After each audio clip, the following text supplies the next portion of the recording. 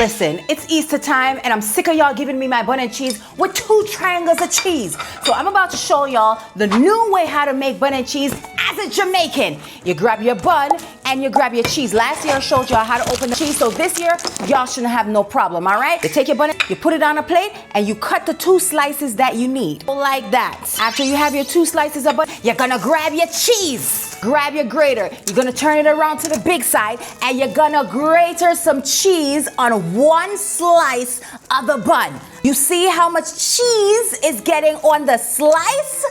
That's the amount of cheese I want on my bun and cheese, all right? Then you go to the microwave. You're only going to put the half of the bun that has the cheese on it in the microwave. You're putting it in the microwave for 30 seconds.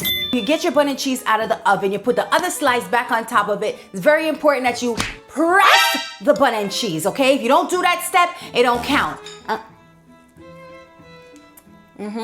This is a new way to eat bun and cheese as a Jamaican. You're welcome!